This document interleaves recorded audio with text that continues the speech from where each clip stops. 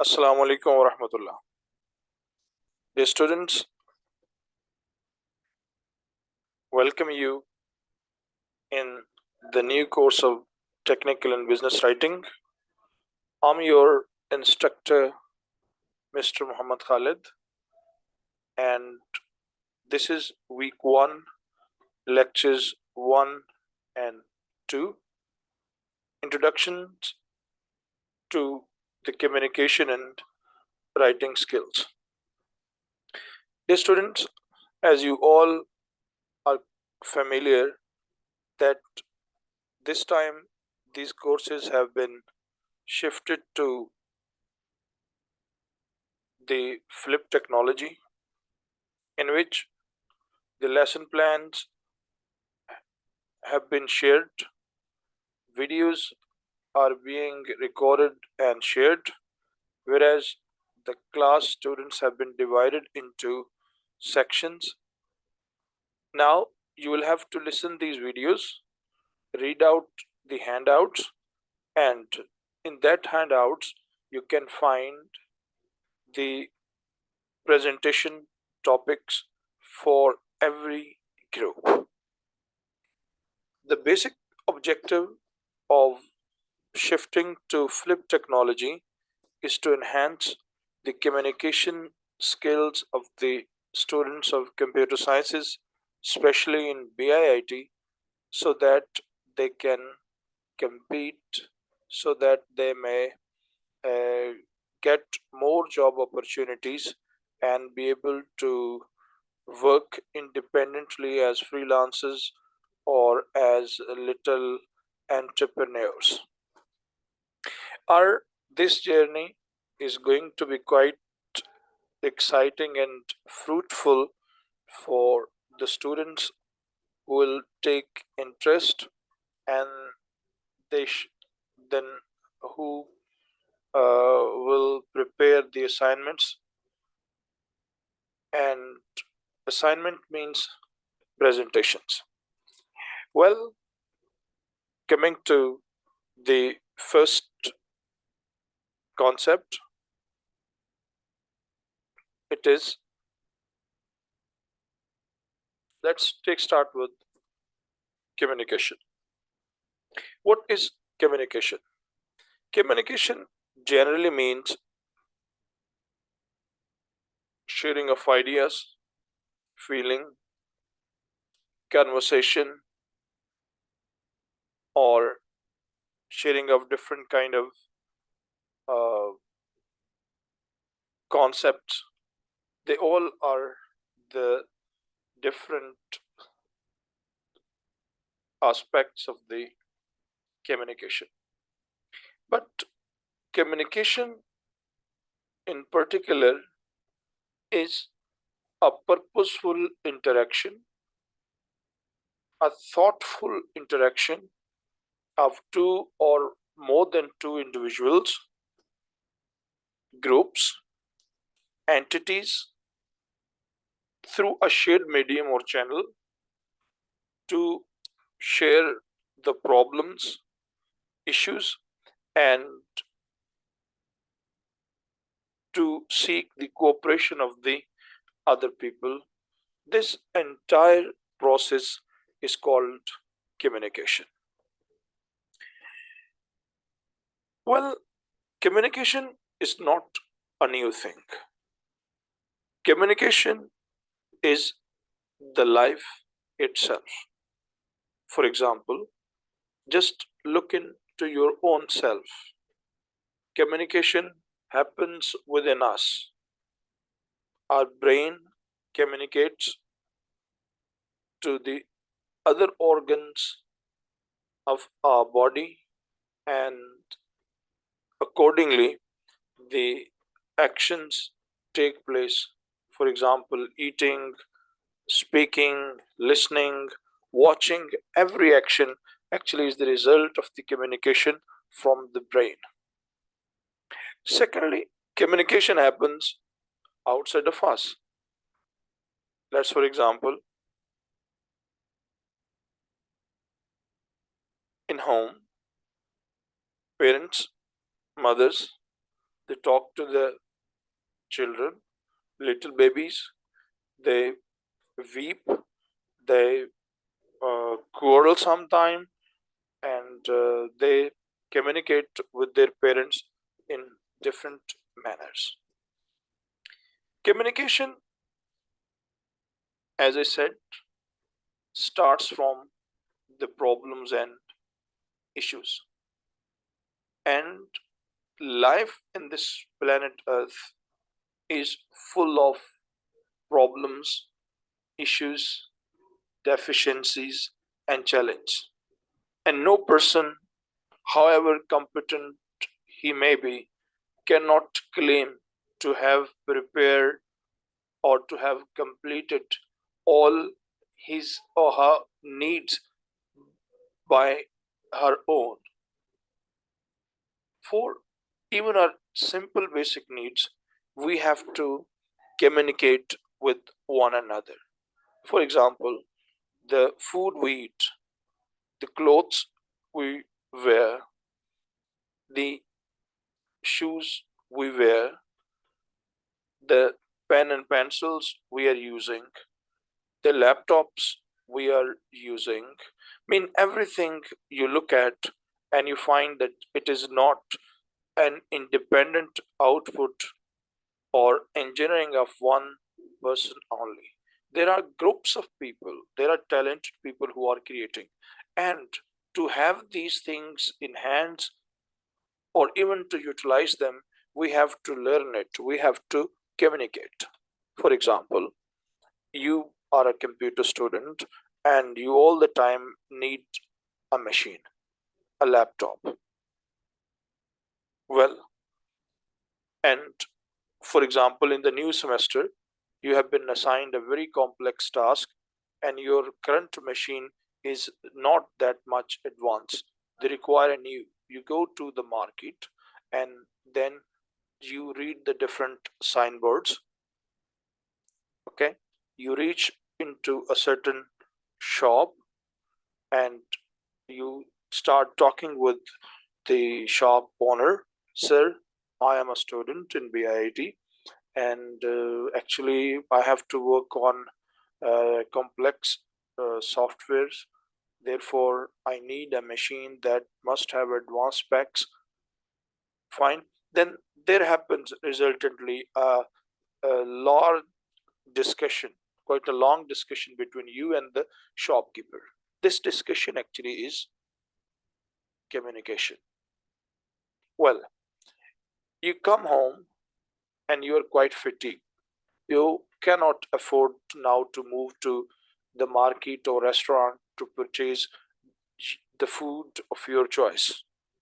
You pick up your phone and log into Food Panda and place an order.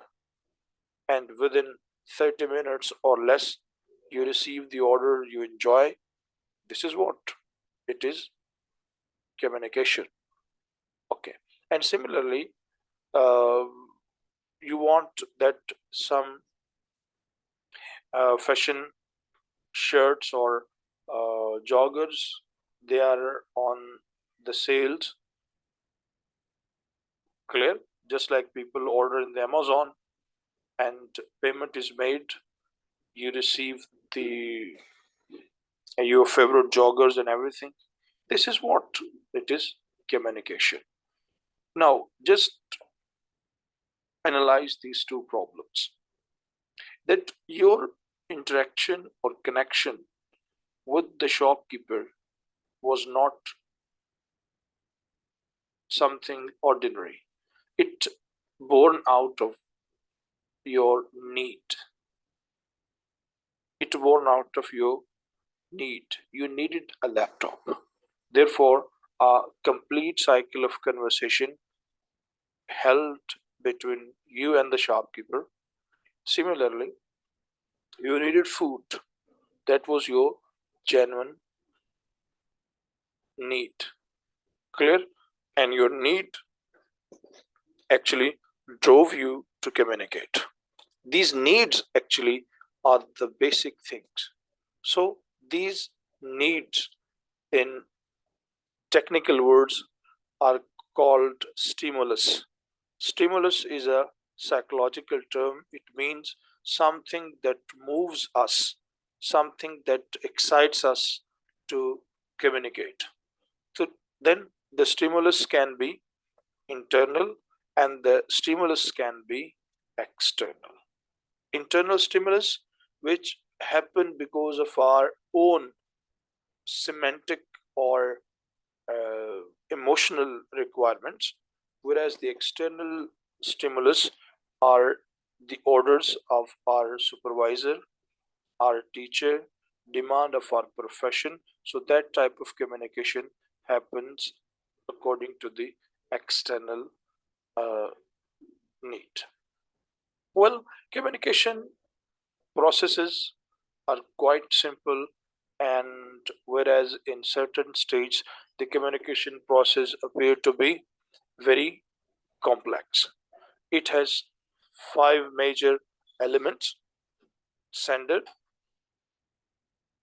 the one who encodes the issue, the one who faces the problem, then the product mean the message. He creates some lecture, writes some poetry, some text, simple or complex. Then the medium is called channel, that takes that information and hold that information, and destination is the place, is the target audience for whom or that message has been designed. And finally the feedback is the response of our target audience or destination. For example, you wrote a message to Food Panda, and the person sitting on the other end, the manager, he learned that, received the message, he understood your order, and the feedback came in uh, just some click that your order has been received, and finally you received the desired feedback in shape of your food. Well, now move to the third types of communication. There are different types of communications, but we divide all the communication types into two main branches. The first is called verbal communication, and second is called non-verbal communication. Verbal communication, as is cleared by the word verb, means communication in which the language is involved, in which we use language. Clear? In which we use language. And language is set up different kind of syntax, symbols, formulas, which help us encode our feelings and ideas and concepts, be they are simple, related to our life, or they are pertaining to some scientific subject matter. They are all called language. Well, first type of, then the verbal communication is further divided into two branches. One is called oral and other is called written. Oral means in which we speak through our mouth. We use tongue.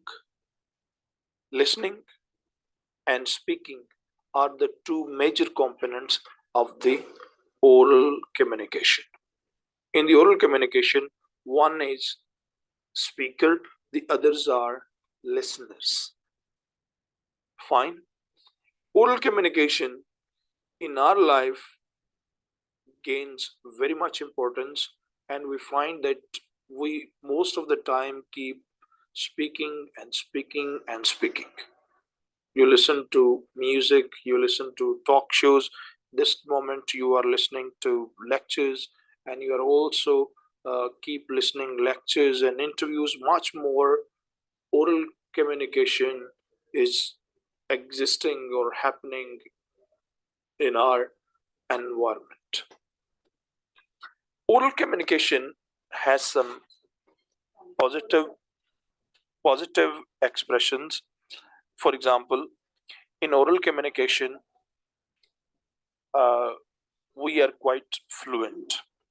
Oral communication is simultaneous. Simultaneous mean something has happened and you can express about that very object easily and at the same time. For example, in the lecture, during the presentation, especially in the lectures when the teachers are teaching, when the students can't understand something, they raise hands and ask the teacher, sir, what is that point? I have not understood it clearly. Can you please revise it for me? Now, this is simultaneous. Teacher stops the other discussion and clears the point. Clear? The feedback of the oral presentations, the oral communication is quick. Fine, you say something and you receive the message. Well, now some uh, points they have to be followed to enhance our oral communication. Number one, we must learn the language properly in which we are intending to speak. For example, if someone is trying to speak in, or if someone's audience is Chinese and he has got the challenge to speak in Chinese, the first requirement is to learn the Chinese, proper pronunciation, choice of better words. Clear? Now, the other things, speak clearly. In oral presentations, on oral communication, we have to speak clearly because the other have to listen and respond. So clarity involves in pronunciation of the words. Clarity involves in intonation, rise and fall of our voice, connectivity and simplicity of idea. Their points are included in the clarity. The second point is choose your words carefully.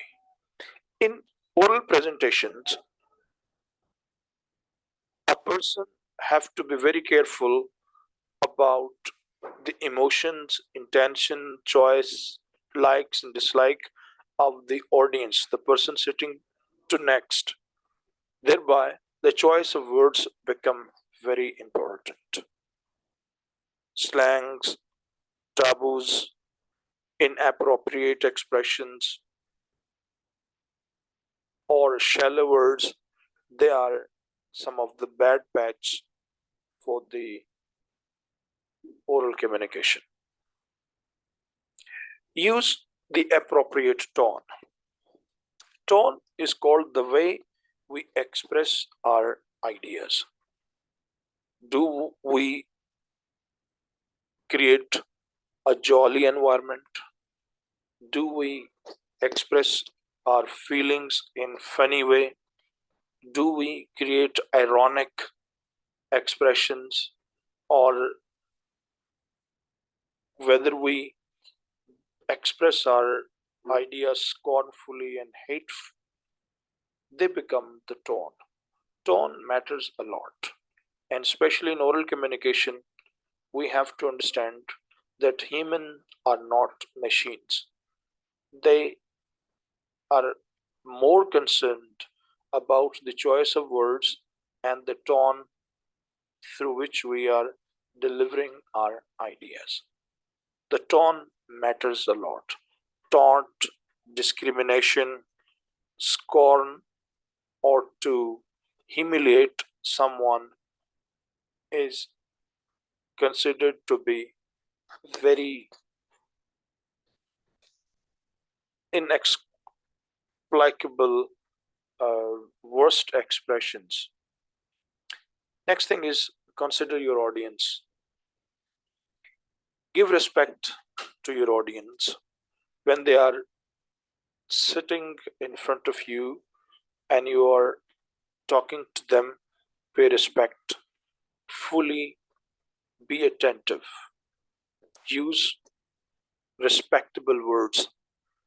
And even if you have to use some harsh expression, try to be as much controlled as you should.